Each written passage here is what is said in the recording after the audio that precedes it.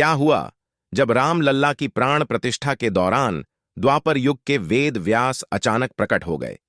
देखकर लोग दंग रह गए। उनके पैरों तले से जमीन खिसक गई। रामलला की प्राण प्रतिष्ठा के दौरान राम मंदिर में हुआ एक दिव्य साधु प्रकट। यूं तो इस समय राम मंदिर में साधु संतों का दरबार लग रहा है, परंतु राम मंदिर प्राण प्रतिष्ठा के समय एक दिव्य साधु प्रकट हुआ, जो कौतूहल का विषय बना हुआ है।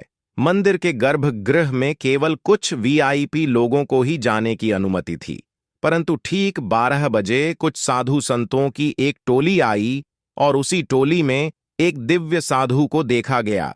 परंतु जैसे ही उस साधु को कोई गौर से देखने की कोशिश करता तो वहां कुछ भी नहीं था। कई साधु संतों ने इस बात का जिक्र किया है और कुछ साधु संतों का दावा है कि वह हिमालय में तपस्या करने वाले साधु थे जो भगवान श्री राम के दरबार में दर्शन करने आए थे।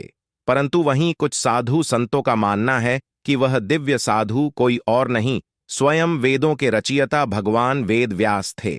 आज के वीडियो में प्राण प्रतिष्ठा के समय हुए दिव्य चमत्कार और रहस्यों से पर्दा उठाने का प्रयास करेंगे।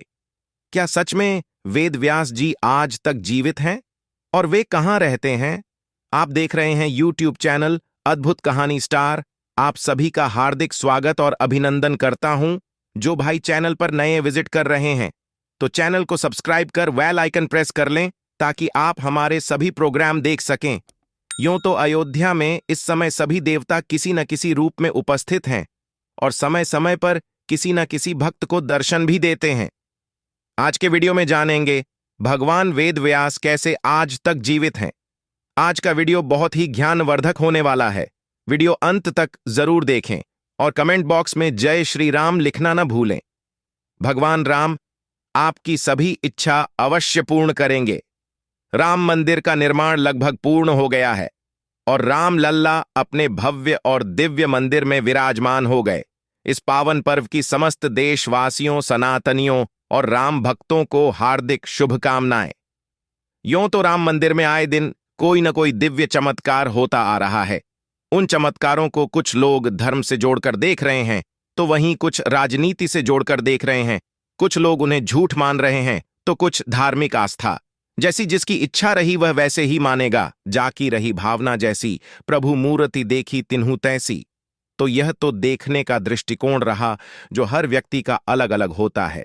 भगवान वेद व्यास जी भगवान राम के कुलगुरु आचार्य वशिष्ठ के प्रपौत्र हैं और 7 चिरंजीवियों में से एक हैं। महान वशिष्ठ मुनि को मैं नमन करता हूं।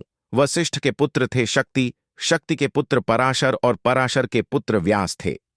महर्षि वेद व्यास के जन्म से संबंधित कथा का वर्णन महाभारत के आदि पर्व में किया गया है। महाभारतकार व्यास के पिता आर्षि पराशर एवं सत्यवती थीं। पूर्व काल में पुरुवंश में वसु नामक एक राजा थे। भगवान इंद्र ने वसु की तपस्या से प्रसन्न होकर उन्हें चंदेरी नामक एक सुंदर राज्य एवं अपना विमान प्रदान किया था। राजा वसु इंद्र के दिए हुए विमान पर चढ़कर आकाश में घूमा करते थे और उनके पास गंधर्व और अप्सरा आती थीं। इस कारण उनका नाम उपरिचर वसु विख्यात हो गया। चंदेरी नगर के समीप शुक्तिमती नामक एक नदी बहती थी। उस नदी को कोलाहल नामक पर्वत ने काम के वश होकर रोक लिया था, जिससे राजा वसु को उस पर्वत पर क्रोध आ गया। राजा ने क्रोध से उस पर्वत को लात मारी और उसमें एक विवर हो गया। उस विवर से निकलने के क्रम में शुक्तिमती नदी का कोलाहल से संसर्ग हुआ। इससे शुक्तिमती नदी के गर्भ ठहर गया और एक पुत्र और एक पुत्री उत्पन्न हुई। नदी ने राजा की प्रीति के कारण वह दोनों राजा को अर्पण कर दिए। राजा ने लड्डी डीडीएचके का नाम वसुपद रखकर उसको अपना सेनापति बना लिया और गिरि की उस कन्या को अपनी पत्नी बनाया। गिरि का समय पाकर आर्तुवती हुई, परंतु जिस दिन वह आर्तु स्नान करने को थी उस दिन पितरों ने राजा को कहा कि मृग मारकर वन से लाकर श्राद्ध करो। उनकी आज्ञा पाकर राजा शिकार करने के लिए वन में चला गया। वसंत आर्तु के मौसम में जब राजा वन में पहुंचा तो वहां की प्राकृतिक सुंदरता को देखकर उसका मन कामातुर हो गया। रतिक्रिया की कल्पना कर राजा का वीर्य गिर पड़ा। उस वीर्य को राजा ने वृक्ष के पत्ते में ले लिया और इस विचार से कि मेरा वीर्य और मेरी सुकुमार स्त्री का आर्तुकाल व्यर्थ न जाए, अपने विमान में बैठे हुए श्येम नामक पक्षी से कहा, यह मेरा अंश है, इसको शीघ्र ले जाकर मेरी स्त्री गिरिका को दे दें। वह पक्षी उस अंश को लेकर वहां से उड़ा। रास्ते में उस पक्षी को उसकी जाति के दूसरे पक्षी ने देखा और उस वीर्य युक्त पत्ते को मांस समझकर उसके सामने आया। दोनों लड़ने लगे, जिससे वीर्य यमुना में गिर गया। यमुना में जहां वीर्य गिरा था, वहां देव योग से अद्रिका नामक अप्सरा, जो एक ब्राह्मण के शाप से मछली हो गई थी, यमुना में फिरती हुई वहां आ पहुंची और उस वीर्य को निगल गई। 10 मास बीतने पर उस मछली को निषादों ने पकड़ डीच लिया और उसका पेट चीरने पर उसमें से एक कन्या और एक बालक निकला। उनको देखकर निषाद आश्चर्यचकित हो गए और उन दोनों को राजा के पास ले जाकर अपहरण कर दिया। राजा ने उस लड्डी को अपने पास रख लिया और उसका नाम मत्स्यराज दिया। राजा ने उस कन्या को निषाद को देकर कहा कि यह तुम्हारी कन्या हो। निषाद ने उसको अपनी कन्या के समान पाला और उसका नाम सत्यवती रखा, परंतु उसके शरीर से मछली की गंध आने के कारण उसका नाम मत्स्यगंधा पड़ गया। जब मत्स्यगंधा बड्डी हुई तो अपने पिता की आज्ञा से पिता की नाव को महात्माओं की सेवा के लिए यमुना में चलाया करती थी। एक दिन पाराशर ऋषि तीर्थ यात्रा करते हुए वहां पहुंचे और उस कन्या के सुंदर स्वरूप को देखकर मोहित हो गए। पाराशर ऋषि ने कामवश होकर मत्स्यगंधा से कहा, हे कल्याणी, तू मेरे साथ रमण कर। मत्स्यगंधा ने कहा, महाराज, दोनों ओर आर्षिगण खड़े हैं, उनकी उपस्थिति में हमारा समागम नहीं हो सकता है। यह सुनकर पराशर आर्षि ने अपने योग के प्रभाव से चारों ओर कोहरा उत्पन्न कर दिया ताकि कोई किसी को ना देख सके। सत्यवती उस अंधकार को देखकर चकित हो गई और उनको बड्ढा तपस्वी जानकर बोली, महाराज, मैं अभी कन्या हूं और मेरा धर्म अपने पिता की आज्ञा के अनुसार चलना है।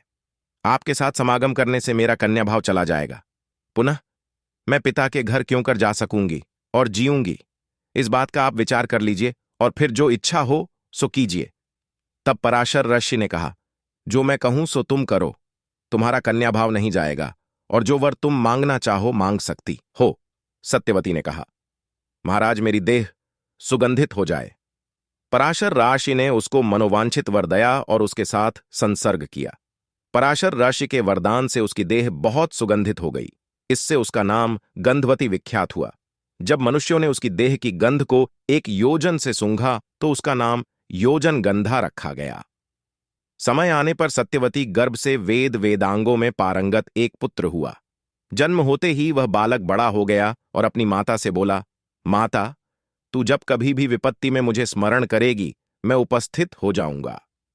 इतना कहकर वे तपस्या करने के लिए द्वैपायन द्वीप चले गए। आगे चलकर सत्यवती का विवाह महाराज शांतनु से हुआ। शांतनु से सत्यवती को 2 पुत्र हुए, चित्रांगद और विचित्रवीर्य। चित्रांगद की मृत्यु युद्ध में हो गई, वहीं विचित्रवीर्य संतानहीन मृत्यु को प्राप्त हो गया। वेदव्यास ने धार्मिक तथा वैराग्य जीवन का चयन किया था, किंतु माता के आग्रह पर इन्होंने विचित्रवीर्य की दोनों संतानहीन रानियों द्वारा नियोग के नियम से 2 पुत्र उत्पन्न किए, जो धृतराष्ट्र तथा पांडु कहलाए। द्वैपायन द्वीप में तपस्या करने तथा उनके शरीर का रंग काला होने के कारण उन्हें कृष्ण द्वैपायन कहा जाने लगा। आगे चलकर वेदों का विभाजन करने के कारण वे वेदव्यास के नाम से विख्यात हुए। हिंदू धर्मशास्त्रों के अनुसार महर्षि व्यास त्रिकालज्ञ थे तथा उन्होंने दिव्य दृष्टि से देखकर जान लिया कि कलयुग में धर्म क्षीण हो जाएगा।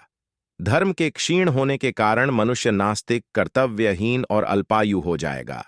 एक विशाल वेद का सांगोपांग अध्ययन उनके सामर्थ्य से बाहर हो जाएगा। इसीलिए महर्षि व्यास ने वेद का 4 भागों में विभाजन कर दिया, जिससे कि कम बुद्धि एवं कम स्मरण शक्ति रखने वाले भी वेदों का अध्ययन कर सकें। व्यास जी ने उनका नाम रखा ऋग्वेद, यजुर्वेद, सामवेद और अथर्ववेद। वेदों का विभाजन करने के कारण ही व्यास जी वेद व्यास के नाम से विख्यात हुए। ऋग्वेद, यजुर्वेद, सामवेद और अथर्ववेद को क्रमशः अपने शिष्य पैल, जैमिन, वैशंपायन और सुमंतु मुनि को पढ़ाया। वेद में निहित ज्ञान के अत्यंत गूढ़ तथा शुष्क होने के कारण वेद व्यास ने 5वें वेद के रूप में पुराणों की रचना की, जिनमें वेद के ज्ञान को रोचक कथाओं के रूप में बताया गया है। पुराणों को उन्होंने अपने शिष्य रोमहर्षण को पढ़ाया। व्यास जी के शिष्यों ने अपनी अपनी बुद्धि के अनुसार उन वेदों की अनेक शाखाएं और उपशाखाएं बना दीं। व्यास जी ने महाभारत की रचना की। भगवान वेद व्यास कल्प तक जीवित रहने वाले 7 चिरंजीवियों में से एक हैं।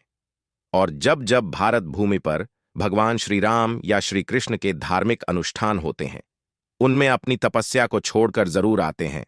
ऐसा कई वेद पुराणों में लिखित है। तो भगवान वेद व्यास अयोध्या के राम मंदिर के दर्शन के अवसर को क्यों छोड़ेंगे? वह दिव्य साधु जिसे कई स्थानों पर अयोध्या में देखा गया, निश्चित ही वेद व्यास जी थे। साधु संतों ने भी उन्हें वेद व्यास ही बताया था। अब यह वीडियो यहीं समाप्त होता है। जय श्री राम।